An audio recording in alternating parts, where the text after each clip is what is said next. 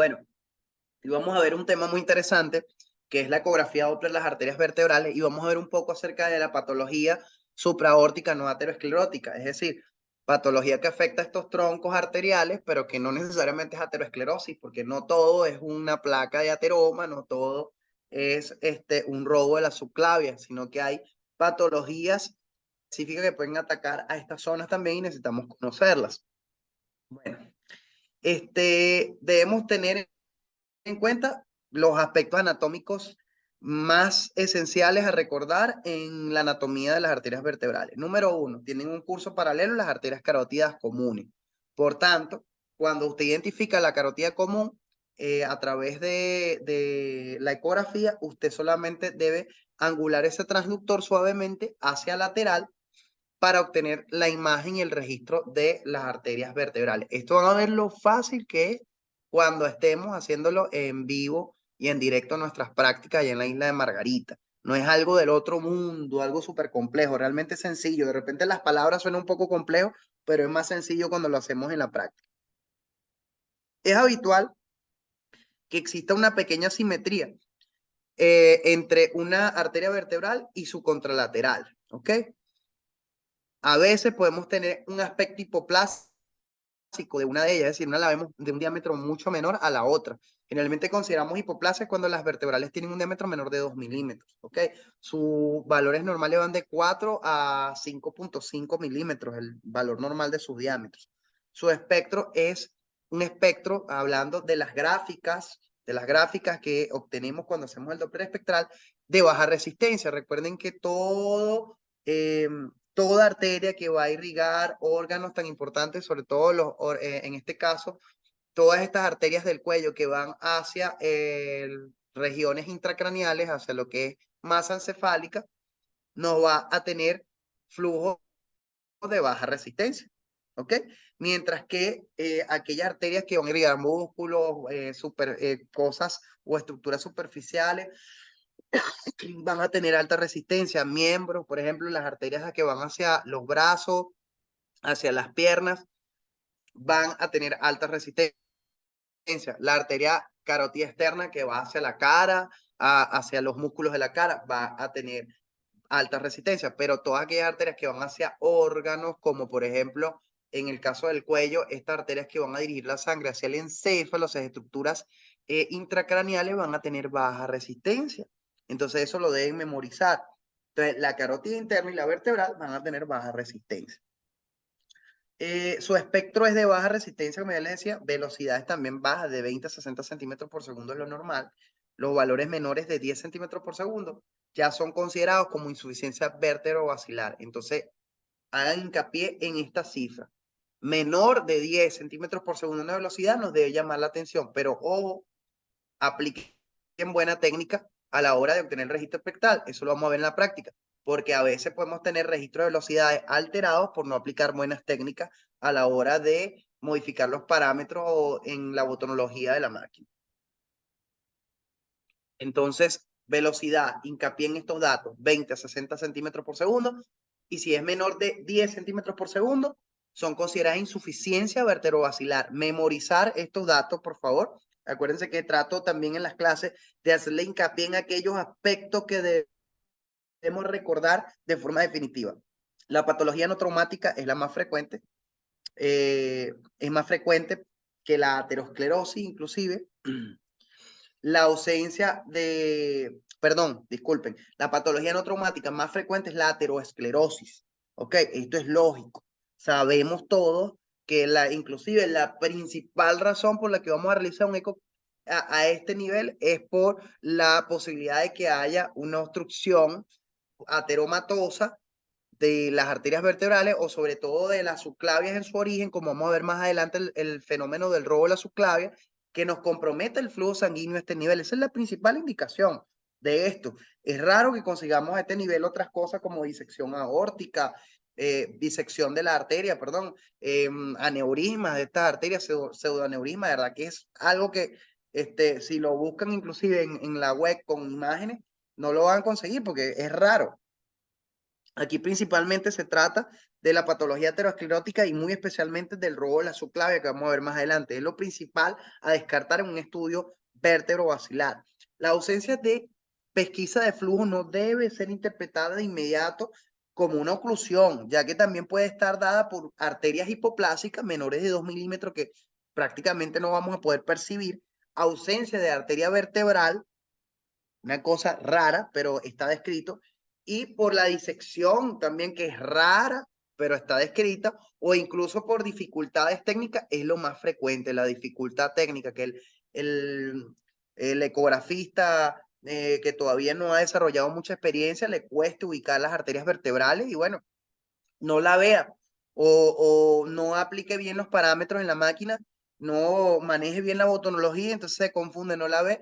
Ojo, antes de nosotros decir que no hay flujo o una cosa de esta, tenemos que cerciorarnos, tenemos que estar pendientes, muy pilas de no cometer el error de decir que no hay flujo cuando realmente lo hay o cuando hay alguna otra alteración que pudiera explicar la ausencia del mismo. El principal fenómeno que vamos a estudiar nosotros a través del eco vertebral o de las arterias vertebrales son el robo de la subclavia. ¿Cuándo se produce este robo? Cuando hay una estenosis del segmento proximal de la arteria subclavia. Recuerden que la arteria subclavia, de esta, fíjense cómo sale acá el tronco de la arteria o el segmento B1 de la arteria vertebral y luego se va hacia cefálico a través del canal vertebral.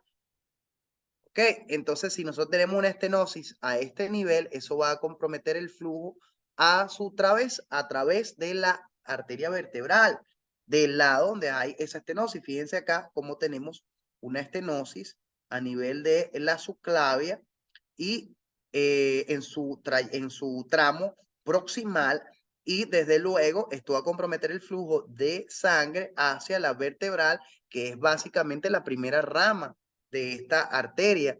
Entonces, al comprometer ese flujo, nosotros vamos a tener unas alteraciones específicas que nos van a dar los tres tipos distintos de robo a la subclavia que hay. Entonces, en forma compensatoria se va a producir también un flujo inverso en la arteria vertebral, porque al no pasar suficiente sangre por acá, por la estenosis que hay a este nivel, más sin embargo en el lado contralateral sí está pasando sangre, entonces la sangre que está pasando por la vertebral contralateral, como ellas dos se unen aquí arriba para formar el tronco basilar, esta va a tratar de compensar la falta de flujo haciendo un flujo retrógrado a través de la vertebral contralateral. Haría esto, como les estoy señalando, sigan el cursor de la flecha. Está obstruido aquí, no pasa suficiente flujo por esta subclavia. Compromete el flujo, por lo tanto, de la vertebral. Entonces, la otra vertebral va a tratar de suplir ese flujo y al llegar aquí el flujo por la vertebral contralateral, este se va a devolver hacia la vertebral que está comprometida, por la que no está pasando suficiente sangre, como para tratar de compensar. Eso es lo que sucede en el robo de la subclavia. Muy sencillo. ¿Ok? Espero haberme hecho entender adecuadamente. Entonces, cuando hay robo de la subclavia, podemos tener, por ejemplo, unas estenosis menores del 60%, donde puede haber una leve desaceleración sistólica en estos casos, ¿ok? Y va a haber ausencia de flujo reverso. Una onda característica es la del signo de conejo, ¿ok? En este caso en particular, podemos tener distintos tipos de robo de la subclavia, pero este es uno de los estadios en los cuales nosotros debemos estar más diestros al diagnosticar. Si se dan cuenta, fíjense en esta figura que vemos acá y van a ver cómo a ese nivel, a este nivel, podemos comparar la imagen de este conejito con la gráfica espectral que observamos acá. Fíjense que esto sería como el cuerpo del conejo, la colita del conejo, estas serían las orejas y la cabeza. Hay mucha similitud entre esta gráfica y el conejito que ven allí abajo, y por eso es que en estos casos, cuando hay una estenosis menor del 60% y se nos presenta este signo del conejo, nosotros podemos básicamente a través de esta técnica determinar rápidamente que hay una afección allí de tipo estenosis en este segmento. Fíjense que acá nosotros empezamos en el modo B y luego colocamos color.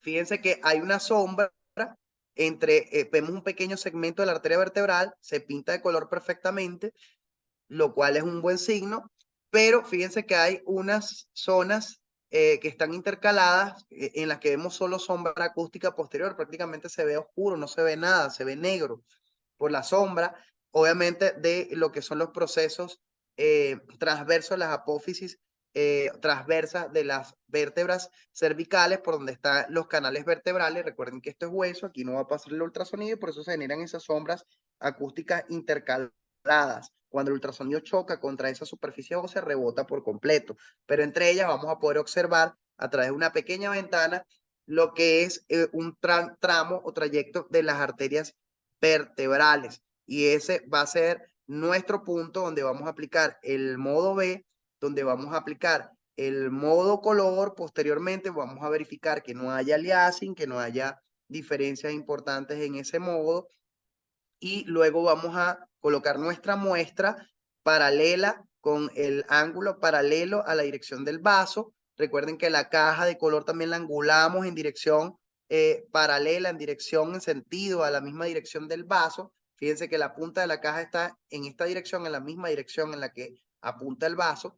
Y luego nosotros vamos a obtener ese registro tan importante que debemos tener. Entonces, esto es lo que nosotros conocemos como un robo de la subclavia, y esto también quiero que hagan hincapié, que lo memoricen, es un robo latente o oculto, es un robo que puede pasar desapercibido. Sin embargo, fíjense que esto para nada es el flujo normal de una vertebral. Pues recuerden que la vertebral tiene un flujo parecido al de las carótidas, ¿ok? El de la carótida interna y el de la carótida común, más que todo. Entonces, fíjense la gran diferencia de flujo espectral que vemos acá. Un signo de conejo, entonces me habla de una estenosis latente u oculta, de una estenosis que es menor del 60%, en la que hay cambios hemodinámicos leves, ¿ok? Donde hay una desaceleración, es esta desaceleración que vemos acá sistólica, una leve desaceleración sistólica. Hay una, o sea, cuando hablamos de flujo reverso, es que hay un flujo reverso marcado, como vamos a ver más adelante. Acá realmente hay es como un pequeño componente negativo en la onda, pero muy pequeño. Entonces, es una onda que la caracterizamos principalmente por su similitud con este signo. Entonces, un signo de una robo oculto de la subclavia o robo latente de la subclavia. Ok, es importante que tengamos en cuenta esto. Acá tenemos entonces más imágenes. Fíjense, aquí se nos presenta nuevamente otro signo de conejo. Fíjense que hay una desaceleración de la velocidad picosistólica, hay un flujo reverso o un flujo acá a este nivel pequeño, pero por debajo de la línea base, que nos da también otra de las características. Fíjense que se parece mucho a esta onda.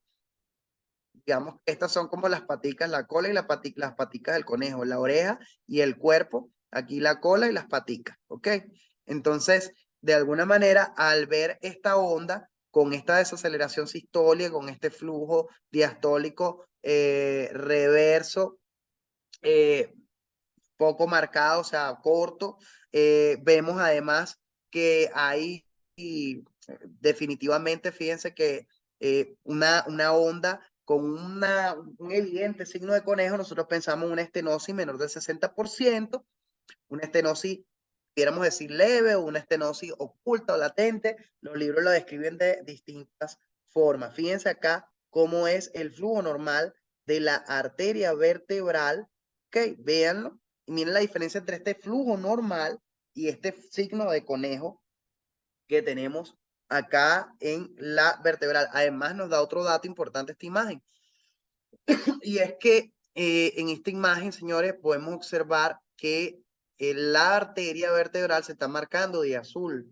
Y esto es en relación a lo que decíamos hace un momento, que como no está pasando suficiente sangre por acá, no se llena bien el vaso, entonces cuando se llena en el latido cardíaco la vertebral contralateral, el flujo sube hasta allá, hasta donde se van a formar las vacilares y se devuelve para tratar de llenar la vertebral que no se está llenando bien. Y cuando esta se llena, se está llenando con flujo que viene devolviéndose desde arriba y entonces va como en el sentido de las venas y por eso esto se va a marcar azul en vez de rojo. Ese es otro signo que vemos al color, al Doppler color. El flujo reverso se marca con un flujo similar al de las venas, porque acá recuerden que lo que está supliendo el flujo de esta vertebral que no se llena es la vertebral contralateral, y para que eso pase, vamos a recordarles aquí, para que eso pase, la vertebral que está buena se llena con el latido cardíaco, sube hasta aquí, y luego se devuelve por la vertebral que está obstruida para lograr suplir o compensar el flujo que no hay en esta vertebral. Y por eso es que al devolverse, el transductor, el equipo, va a cambiarnos el color de esta arteria y nos lo va a mostrar azul, porque está yendo en sentido de las venas, alejándose del transductor, ¿ok? Y con menores velocidades, porque es un flujo compensatorio. Entonces, podemos tener ya el robo parcial o intermitente. Por favor, memoricen también esos datos donde hay cambios hemodinámicos moderados ya, fíjense que ya cambia el patrón, ya no es un signo de conejo, ya hay un flujo reverso más importante a nivel de estos fenómenos espectrales. Se va a producir ya en casos de estenosis mayor, recuerden que aquella decíamos que era de menos de 60%, pero esta ya estamos hablando de un 60, un 90% de estenosis de la subclavia en su tramo proximal. Esto condiciona características al Doppler importantes. Número uno, bueno, aquí no se marca, probablemente estemos en un momento del ciclo cardíaco, porque recuerden que esto puede cambiar el color azul a medida que tenemos el ciclo en relación con el ciclo cardíaco.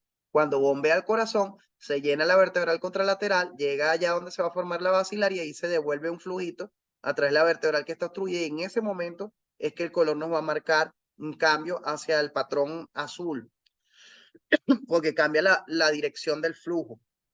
Entonces, en este caso, las características Doppler son flujo bidireccional. Fíjense que a esto le decimos flujo bidireccional. Tenemos un flujo que tiene tanto un componente por encima de la línea base como por debajo de la línea base. Fíjense que el normal es un flujo unidireccional, un flujo anterógrado, donde tenemos velocidad pico sistólica y final de diástole por encima de la línea base y de baja resistencia. Pues recuerden que la velocidad del final de diástole está un poco más alejada de la línea base, más por encima de la misma, si la comparamos con la alta resistencia que presentan las arterias carótidas externas, que tendrían esta velocidad de final de diástole más pegadito a la línea base.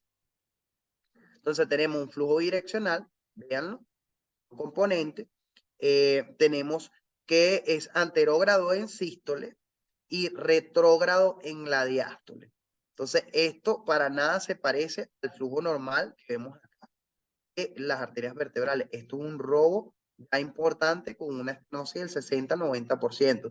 Yo generalmente no planteo en mi diagnóstico esos de que es latente o oculto o de que es intermitente o el término permanente. Yo generalmente trato de decir una estenosis aproximadamente del 60 al 90 o una oclusión completa. Trato de hablar en esos términos para no confundir, porque no todos los médicos manejan la misma terminología y a veces eso puede confundir un poco. En cambio, cuando tú le dices un porcentaje de estenosis, yo ya sabe más o menos a qué atenerse, ¿ok? Y a qué consecuencias pueden haber con el mismo. Entonces, fíjense, flujo bidireccional, anterógrado en sístole, retrógrado en diástole, ¿ok? Y que nos presenta estas características al robo de la subclavia en la que hay una estenosis del tramo proximal de la subclavia entre aproximadamente el 60 y el 90%. Robo de la subclavia parcial o intermitente. Es el mismo que estábamos diciendo ahorita, ¿ok? Déjenme verificar algo aquí. Ok, no, aquí hubo un error y lo corrijo. Por favor, muy pendientes con esta lámina. Hago la corrección aquí en vivo. Y es que este no es el intermitente, este es el completo. Cuando hay, es el que se le conoce como completo o permanente, ¿ok? Por eso también les digo, no se confundan con los términos, traten más bien de hablar de porcentajes de estenosis. Yo los invito a que, por ejemplo, si ven el signo de conejo, hablen de un porcentaje de estenosis aproximadamente del 60%. Si ven este tipo de onda espectral, hablen de un porcentaje de estenosis entre el 60 y el 90%. Entonces ustedes colocan que se evidencian signos ecográficos subjetivos de una estenosis significativa de la porción proximal de la arteria subclavia, derecha o izquierda, de aproximadamente entre el 60 y 90% en relación al robo de la subclavia. Y listo, ustedes hacen su reporte bien chévere. Ok. En este caso, cuando veamos esta onda, fíjense que prácticamente es como voltear la onda espectral de la arteria vertebral normal. Fíjense que esta es una onda espectral normal, pero cuando tenemos un robo completo de la subclavia, fíjense que te voltea por completo todo por debajo de la línea base. Ojo, cuidado con que no estén haciendo las cosas mal, y porque si nosotros no calibramos bien el equipo, obviamente vamos a tener todo volteado, ¿ok? A veces puede confundir eso. Si usted tiene bien calibrado el equipo, como está de hecho acá, fíjense que el color rojo está hacia arriba, el azul está hacia abajo, ¿ok? Ustedes ven que su línea base esté adecuada, ustedes ven entonces que con este tipo de parámetros y con la línea, si usted no ha invertido estos parámetros, usted va a ver que toda la onda espectral de la vertebral que estamos tomando acá se presenta por debajo de la línea base. Hagamos el ejercicio, colocamos el equipo, empezamos el estudio en modo B, observamos acá las sombras que nos generan las vértebras, entre ellas empezamos a observar un flujo sanguíneo pulsátil, ¿ok? Acá primero en modo B vamos a observar esto anecoico como unas zonas tubulares, como se ve de hecho acá, con paredes ecogénicas, sin imágenes endoluminales, entre la sombra acústica de los apófisis transversas de las vértebras cervicales. Luego tocamos la tecla de color, aparece esta caja, la angulamos en dirección del vaso y empieza a marcarse el color dentro de estos vasos. Se marca azul, porque como ya le expliqué, está completamente obstruido esto, entonces la vertebral del lado contralateral al llenarse y al llegar a este punto donde se une a la otra vertebral a la que está obstruida, lo que hace es tratar de suplir lo que no está pasando por la otra vertebral, devolviendo parte de su flujo a través de esta en dirección contraria a la que debería tener esta arteria vertebral. Entonces el transductor va a interpretar esto como que el flujo va en dirección venosa o alejándose del transductor y además con baja velocidad porque es un flujo compensatorio y me lo va a marcar como si fuera una vena de color azul. Y eso es una característica del color de robo de la subclavia completo.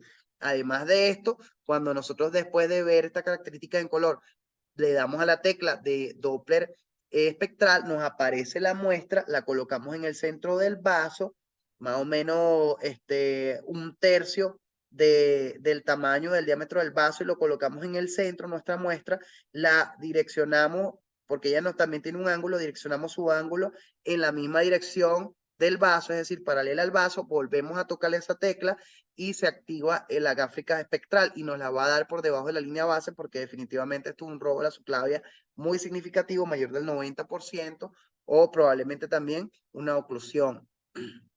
¿Ok? Entonces, esto, ojo, esto quiero aclarar, nos indica que hay una subclavia que está obstruida. Nos habla de que lo que está afectando a esta vertebral es que la subclavia en su tramo proximal está cerrada. No está pasando prácticamente nada de sangre ahí. Y esto es una sangre que está llegando acá, pero de forma compensatoria a través de la vertebral contralateral. Un flujo reverso. Acá más ejemplos, cómo se invierten los colores.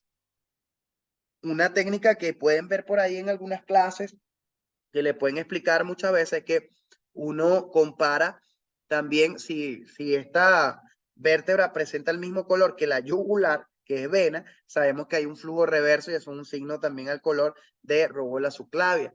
Y bueno, fíjense cómo debería ser en teoría los patrones de vertebrales. En este caso, vemos en la imagen A, que no la tenemos acá.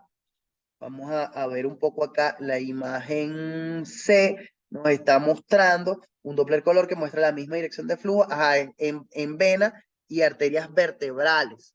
¿Ok? Entonces fíjense que es una forma de comparar. Usted puede comparar con la vena vertebral y puede comparar con la yugular. Y si tiene la misma dirección de flujo, eso nos habla acerca de róbola subclavia. ¿Ok? Porque se marca de azul y debería marcarse la arteria de rojo. Algo está pasando allí.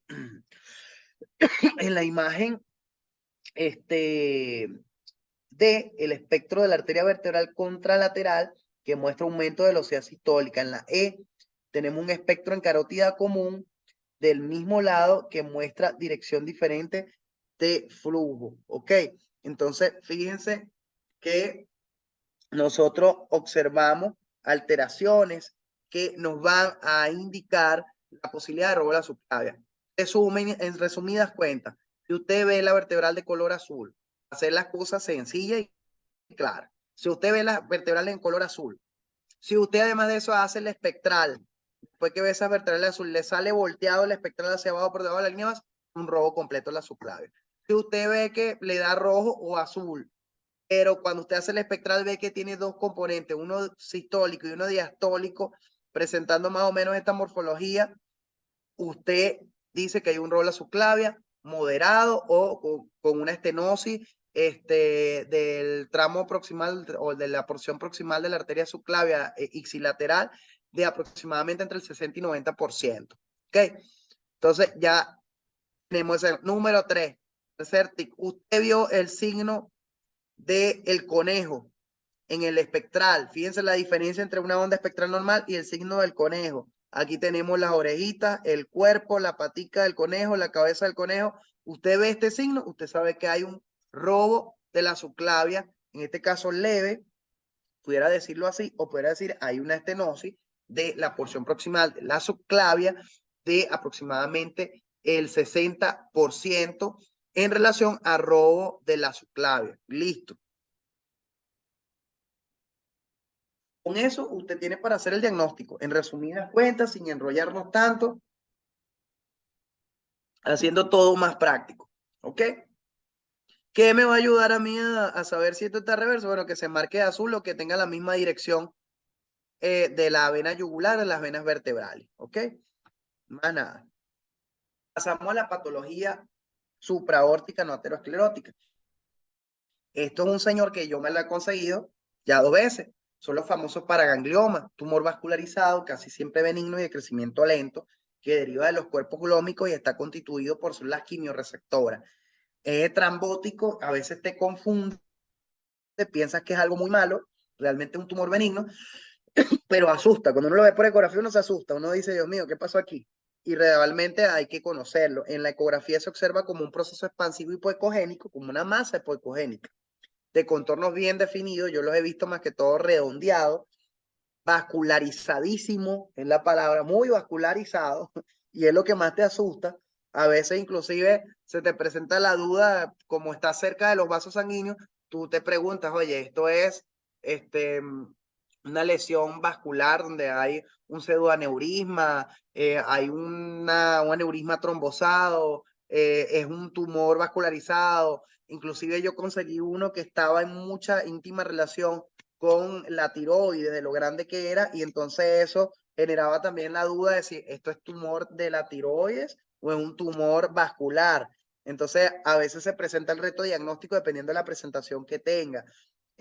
Lo importante es que ustedes vean que es vascularizado, que es hipoecogénico, que va a separar las carótidas interna y externa, aumenta la separación de las mismas, y eso lo van a ver en el corte transversal y en el corte longitudinal a veces un poco más difícil, pero fíjense, es este tumor que vemos, fíjense que acá vemos, es un dato importante que nos ayuda a hacer el diagnóstico, la división entre la arteria carótida interna y externa, vemos una mayor separación entre ellas y inclusive se pierde la externa acá, y entre ellas dos, justo en esa horqueta, vamos a ver nosotros una masa hipoecogénica muy vascularizada, y es un paraganglioma o un tumor del glomo carotidio, como ustedes lo quieran llamar.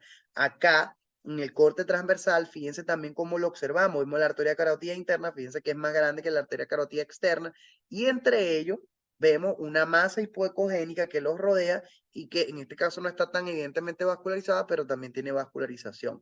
Y acá fíjense que observamos también una masa a nivel de la división de la arteria carótida interna y de la división de la arteria carótida como de arteria carótida interna y externa. Vemos una masa hipoecogénica vascularizada que presenta flujo de alta resistencia. Fíjense, velocidad picosistólica cercana a 100 centímetros por segundo, velocidad de final de diástole por encima de 50 centímetros por segundo, y nos da una resistencia baja, ¿ok? Aproximadamente de 0.5, perdón.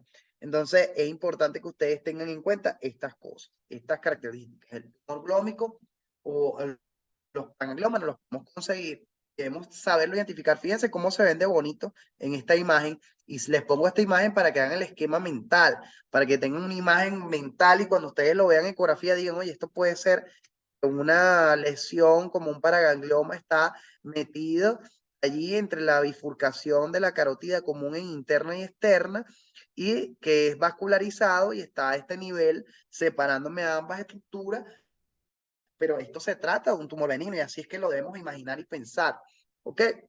Me va a generar un ensanchamiento de la bifurcación, una hipervascularización importante de la masa va a ser una de sus características, y el Doppler va a tener un patrón de flujo de baja resistencia como este que ven acá. Recuerden que resistencia te la calcula el equipo automáticamente cuando usted le da en el teclado calcular IR o índice de resistencia, él te va a pedir que marques acá la velocidad picosistólica y la velocidad de final de diástole. Y al usted marcar esas dos, automáticamente le va a aparecer el IR, pero si usted lo quiere sacar de forma manual, usted ve aquí, por ejemplo, lo saca, esta me da aproximadamente 100, la velocidad picosistólica, y la velocidad de final de diástole me da 50, resta esas dos, 100 menos 50, me da más o menos 50, y eso lo va a dividir entre 100, 50 entre 100 me da 0.5, y de 0.5 es baja resistencia. Consideramos alta resistencia por encima de 0.7. Baja resistencia entre 0.54, 0.55 y 0.7. Ok, entonces repito, 0.5, 0.7, baja resistencia generalmente. 0.7 por arriba es una resistencia más alta. Ok, y por debajo de 0.5 ya son resistencias bajas, pero ya patológicas inclusive. Mientras que de 0.5 a 0.7, generalmente la resistencia es más aceptable, pues no es algo que nos llame mucho la atención. Por encima de 0.7, 0.8, ya hablamos de patrones de alta resistencia. Realmente la resistencia, señores, ustedes la van a relacionar con otros aspectos y es como un factor adicional que vamos a sumar en nuestra búsqueda diagnóstica, en el análisis de los datos. Enfermedad de Takayasu, una enfermedad o vasculitis inflamatoria de origen desconocido que compromete especialmente a la aorta y las ramas principales, y con frecuencia esta va a ser bilateral. Va a generar un engrosamiento parietal hipoecogénico homogéneo, circunferencial o concéntrico, sin placas calcificadas, no es un ateroma. El corte transversal nos va a dar el signo de macarrón, altamente específico. Lo que nos dice el signo de macarrón es que el engrosamiento es completo, toda la pared del vaso va a estar engrosada de forma difusa, generalizada, de forma completa. No es que hay una plaquita en un pedacito, no, está engrosada toda la pared del vaso de forma circunferencial. Al Doppler color vamos a tener una detección de estenosis, es decir, va a haber aumento o disminución de la velocidad picosistólica. Recuerden que cuando hay una estenosis, allí en ese punto donde está la estenosis, si usted coloca el Doppler espectral y mire, las velocidades van a estar elevadísimas. Más del 50% de lo normal, 2 veces la velocidad que debería haber allí normalmente. ¿Ok? Entonces eso es un parámetro importante. Y el Power Doppler vamos a ver que se va a definir mejor la disminución del calibre del lumen porque vamos a ver un hilo de color. Porque como está toda la pared del vaso engrosada de forma circunferencial, lo que va a pasar es un hilito de color por el centro de ese vaso. Y eso no puede ayudar a hacer el diagnóstico, sin embargo, es un poco complejo. ya que es de origen desconocido, va a comprometer la aorta y sus ramas principales y va a ser bilateral, como les decía, pero hay que buscar la manera de hacer el diagnóstico. Entonces, fíjense cómo acá vemos el signo del macarrón. Si ustedes recuerdan esta pasta, ¿ves? Ustedes ven estas pastas.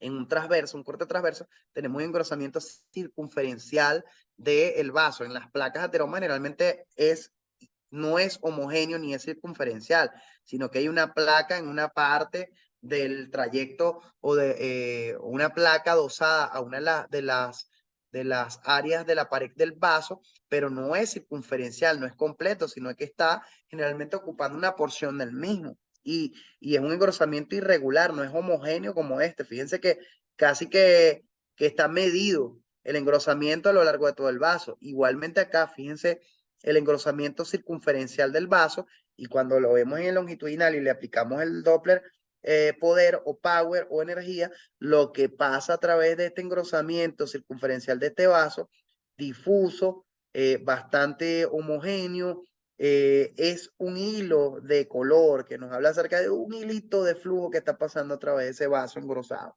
Eso es el signo del macarrón, ¿ok?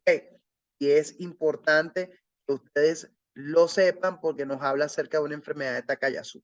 Asimismo, tenemos una enfermedad que se parece mucho a esta, la displasia fibromuscular, una vasculopatía inflamatoria. Fíjense que estas dos últimas, ambas están en relación con vasculitis inflamatoria o procesos inflamatorios, ¿ok?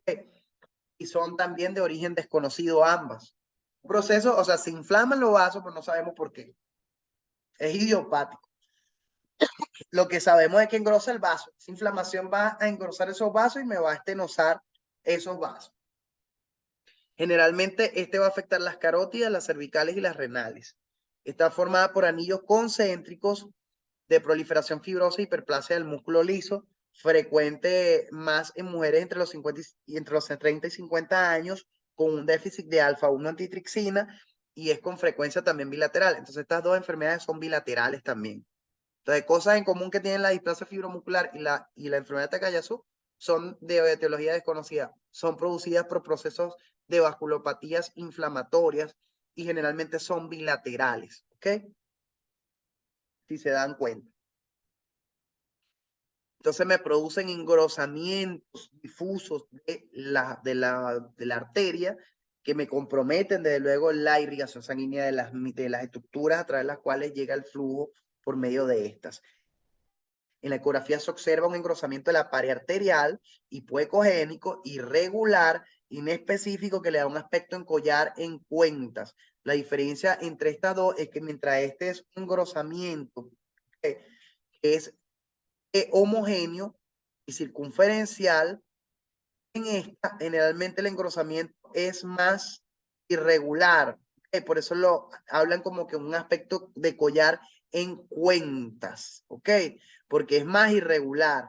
Lo que se aprecia mejor, esto obviamente en el estudio geográfico a veces es difícil diferenciar, ver una displasia o ver una enfermedad de Takayasu y llamarla de inmediato por su nombre. Nosotros lo que hacemos en estos casos es si no tenemos la seguridad, planteamos que esto describimos bien todos los aspectos, hablamos podemos establecer que hay una estenosis aproximadamente de tal porcentaje y hablamos de que esto puede estar en relación a patología, vasculopatía inflamatorio de origen desconocido o planteamos en relación a enfermedad de Takayasu versus displasia fibromuscular. Sin embargo, les comento, a mí hasta ahora no me ha llegado el primer caso de esto. Está descrito, seguramente el día menos pensado uno le llega y por eso hay que saberlo, porque entonces el día que te llega, no sabes absolutamente nada de lo que estás viendo, te pones a inventar y le llega a otro que sí haya estudiado esta enfermedad y dice, bueno, este médico no sabe. Le llegó una enfermedad de Takayasu y se la perdió, o le llegó una displasia fibromuscular y se la perdió y no hizo el diagnóstico. Hay que conocer siempre un poquito más, a pesar de que no sea muy frecuente, porque el día menos pensado no llega. El aneurisma es una dilatación focal de la arteria que corresponde al aumento de más del 50% del diámetro en un segmento normal Explicado en otras palabras, usted va a ver que esa arteria, antes de este gran aneurisma que usted ve acá, usted va a ver que el diámetro es, por ejemplo, de 2, pero usted a nivel del aneurisma va a ver que el diámetro de esa arteria es por encima de 4. ¿Ok? Aumentó más del 50% del diámetro en el segmento normal. Aumentó mucho más. Y además de eso, usted puede tener algunos síntomas o pueden no haber síntomas, pues puede ser asintomático. Realmente el síntoma que le refiere el paciente cuando se presenta asintomático es un soplo cervical allí en el cuello, una masita pulsátil que siempre le está molestando ahí, le llamó la atención y por eso se decidió a realizarse un ecodoppler o un médico que lo estuvo revisando, buscando ganglios porque tuvo una infección en la boca, por ejemplo, le sintió allí un soplo o una pulsatividad normal y le mandó el Doppler. Entonces ya nosotros cuando tenemos estas características del paciente debemos sospechar esto y buscarlo. En la ecografía se va a reconocer, aquí no hay pele. Esto es, primero es frecuente. Yo he conseguido aneurisma hace poco me conseguí uno en la arteria renal de una señora que venía a hacerse un eco por otras cosas abdominal y cuando vimos uno de los riñones tenía un aneurisma a nivel de la arteria renal. Entonces, fíjense que, número uno, hay una dilatación importante de más del 50% del diámetro del segmento normal. Número dos, al color nos va a dar este signo que es impelable, el signo de yin yang. Si se acuerdan de ese signo del yin yang, este es el equivalente ecográfico en el modo color. Fíjense que colocamos nuestra cajita de color, la angulamos en dirección al vaso y nosotros adecuamos el tamaño, la estructura que queremos evaluar. Fíjense cómo se pinta de un lado azul, del otro rojo a nivel de la dilatación, signo de yin yang. ¿Ok? Memoricen eso también, porque eso es importante. Y esto, además de todo esto, el flujo a nivel de esta dilatación es un flujo turbulento. ¿Ok? Generalmente ya con la dilatación mayor del 50% y este signo de yin yang ya tenemos el diagnóstico de aneurisma. Donde sea que esté en el cuerpo una arteria con esta característica, usted puede colocar confiado la vida que es un aneurisma. La disección aórtica, creo que ya estamos terminando. Sí, lesión estenótica por radiación y nos faltan estas láminas, 3 láminas y estamos terminando. Disección aórtica, un desgarro de la íntima de la pared arterial con formación de un falso lumen intramural, ¿ok? Por ingreso de sangre. Es decir, el vaso original, hay un desgarro de su pared íntima y a través de ese desgarro se mete sangre y hace como una luz paralela, como un compartimiento sanguíneo paralelo donde puede haber flujo. Inclusive a veces rompe acá, entra flujo dentro de la pared del vaso haciendo una luz falsa, volumen falso por donde circula sangre y más adelante vuelve a romper y se comunica otra vez con el vaso sanguíneo y hace como ese circuito. A veces puede pasar así. Hace poco tuvimos un caso bien interesante en una práctica aquí en Valencia donde vimos una disección aórtica, pero a nivel del abdominal, pero inmensa, o sea, llegaba casi hasta el ombligo. Entonces, fíjense que ellas pueden correr por largas, o sea, pueden ser muy extensas porque ellas se van por donde se mete la sangre a través de la pared interna del vaso. Ella empieza a correrse por aquí toda esta sangre y a abrir una luz falsa y a circular la sangre a través del interior de las paredes del vaso y a veces eso puede extenderse a través de grandes segmentos de la arteria. ¿Ok? Entonces esta es la famosa disección aórtica. Ellas pueden ser traumáticas o espontáneas. Las espontáneas se asocian a aterosclerosis o displasia fibromuscular casualmente. Vamos a tener que el signo ecográfico es un doble lumen dividido por una lámina hiperecogénica o flac intimal. Fíjense que en este caso, esta es la arteria y este sería el lumen falso que está en comunicación con esta porque se hace paralelo a ella y esta sería realmente la venita en todo caso. Entonces, obviamente se marca un color distinto porque el flujo allí va a estar turbulento, puede ser retrógrado, pueden haber muchas alteraciones.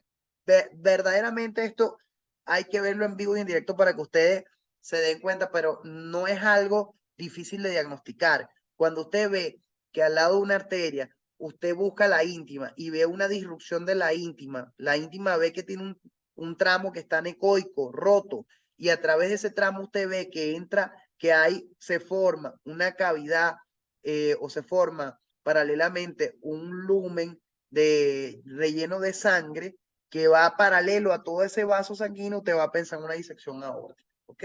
Por esa comunicación que hay allí. Y eso lo va a ver tanto en el modo B como en el modo color, ¿ok? Entonces, vamos a tener que en estos casos demostrar el lumen verdadero y el lumen falso, ¿ok? Y eso lo vamos a hacer a través del FLAC, es decir, viendo la disrupción de esta íntima arterial a través de la cual se mete la sangre y circula paralela a este vaso, creando como una cavidad virtual allí, como una cavidad paralela, como un lumen falso, paralelo al vaso afectado por la disección aórtica. Lo otro interesante es que esas zonas pueden trombosarse, ¿ok? Y generar a su vez esa trombosis ser tan importante que genere una estenosis de la luz verdadera y ahí nos complica las cosas. Por eso es que el estudio es generalmente dinámico. Acá tenemos una lesión estenótica posterior a radiación. Quería que conocieran esto también, poco frecuente, pero yo no sé si ustedes van a trabajar en un sitio donde hagan radioterapia, donde hayan pacientes con estas características, deben conocerlo. Después de la irradiación se puede desarrollar ateroesclerosis con rápida progresión, así como un aumento del complejo íntima media observado esto en dosis o pacientes que reciben dosis superiores a 35 miligrays y el riesgo relativo de enfermedad o accidente cerebrovascular es mayor en este tipo de pacientes. La ecografía Doppler diagnóstica nos ayuda a ver lesiones fibrosas o ateromatosis que se reconocen por estenosis extensas y característicamente concéntricas, ¿ok? Fíjense que aquí tenemos estas estenosis importantes, tenemos un flujo aquí al color turbulento con aliasing de color, nos habla acerca de una muy importante estenosis que haya a este nivel con flujo turbulento y probablemente altas velocidades por estas placas de ateroma que están en ambas paredes, tanto anterior como posterior de este vaso sanguíneo, que son principalmente, digamos, hipoecogénicas o isoecogénicas con el tejido circundante, son homogéneas, no presentan ulceraciones en su interior ni hemorragia intraplaca, pero sí condicionan una importante estenosis a este nivel. Un paciente donde el antecedente de estar recibiendo radioterapia en esta zona nos puede ayudar a pensar, sobre todo si hay un eco previo donde no había estenosis de esta zona, donde no había estenosis de las carótidas, nos puede ayudar a pensar en la lesión estenótica posterior a radiación o post-radiación. Errores diagnósticos comunes en la interpretación de este tipo de ecografías, ya abordando un poco no solamente las vertebrales, sino ya lo que son las arterias del cuello. Bueno, número 1, en la imagen A tenemos un parvus tardus en una carótida común. Recuerden que un parvus tardus es un flujo pequeñito y lento y tardío. Lento, o sea, un flujo, miren, casi para nada se parece al flujo de las carótidas. Un flujo pequeño y tardío, de velocidad baja y fíjense cómo la velocidad picosistólica baja lentamente, la velocidad de final de diástole es cercana a la línea base, pero también es lenta. Son velocidades muy bajitas, 25 centímetros por segundo apenas esta. Este tipo de onda es memorizarla visualmente, es la famosa onda parvus tardus y nos habla de estenosis, ¿ok? Importante. Pero si nosotros tenemos esta onda parvus tardus en la carótida interna, nosotros podemos pensar de que hay una obstrucción a nivel de la carótida común, ¿ok? Pero si nosotros tenemos este parvus tardus, tanto en la carótida interna como externa, como en la carótida común, nosotros ya podemos pensar en algo que no vamos a poder ver con el ecógrafo, y es que pudiera haber un proceso de estenosis ya a nivel de la aorta, ¿ok? Y esto es importante, y esto tienen que aprendérselo así porque pasa también abajo. Cuando nosotros vamos a hacer un Doppler arterial de los miembros inferiores y empezamos en la arteria femoral común y vemos que está en par bustardo, oye, nos llama la atención. Vemos la arteria femoral, superficial y profunda, está en par bustardo también. Vemos la poplite, está en par bustardo. Es decir, todo el segmento arterial del miembro inferior está en par bustardo. nos vamos a las ilíacas. Está en Parvus Tardus. Subimos más arriba, entonces nosotros vamos a saber ya desde el momento en que vemos Parvus Tardus, desde las ilíacas para abajo, en todo el miembro inferior, que o hay una estenosis a nivel de la aorta abdominal o hay una estenosis, una coartación aórtica a nivel torácico. Entonces, fíjense lo bonito que es poder diagnosticar clínicamente todo esto a través de las imágenes.